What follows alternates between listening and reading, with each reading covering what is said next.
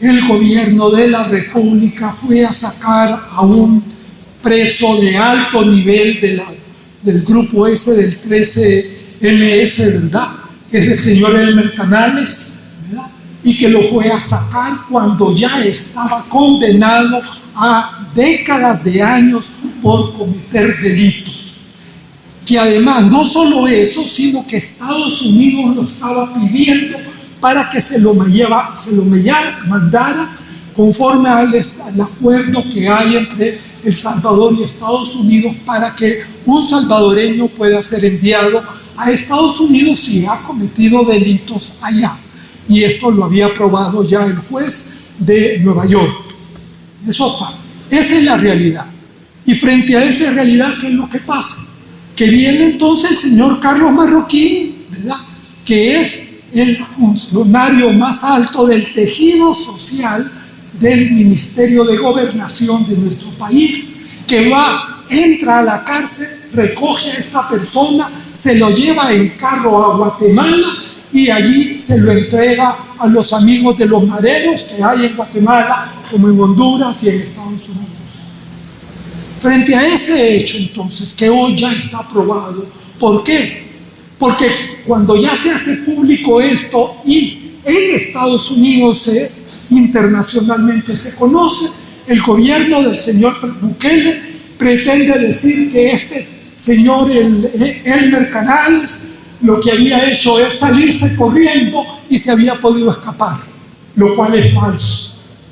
Hay pruebas eficientes de la voz del señor Carlos Marroquín diciendo que él lo fue a sacar y se lo llevó a Guatemala a entregarlo.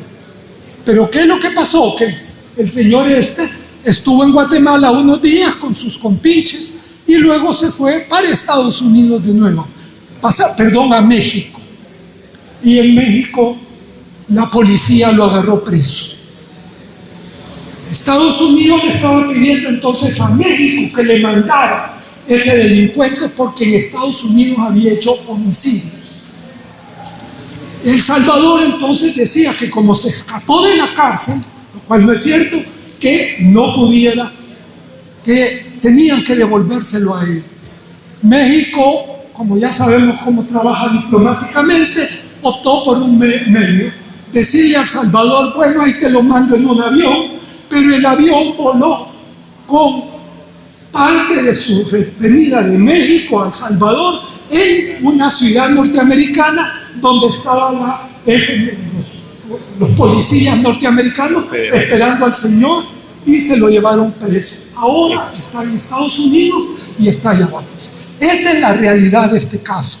Es un gravísimo, para el gobierno de El Salvador actual, es un gravísimo problema.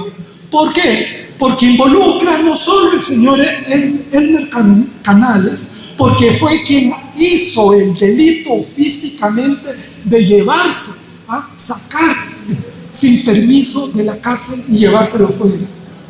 Ese es uno. Pero está quien es el autor intelectual de esto, ese es su superior, es decir, el ministro de Gobernación, que es el señor Carlos Marroquín. Pero,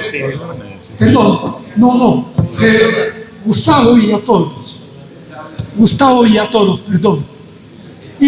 Pero no solo ellos, sino que también el fiscal general de la República, que por obligación tiene de que cuando haya encontrado que ha habido un delito por otro funcionario, está bajo el artículo 241 en obligación de llevarlo en preso, o sea, acusarlo.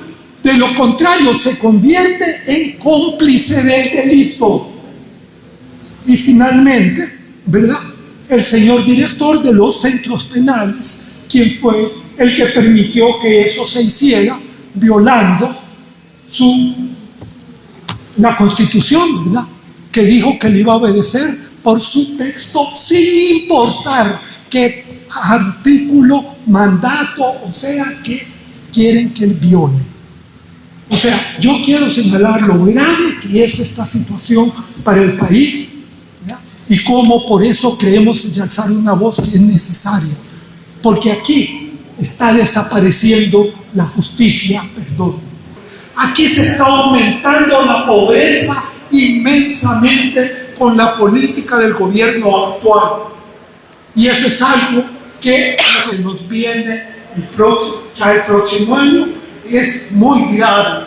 Ya nos dijeron, el niño va a continuar todavía más durante el verano del próximo año.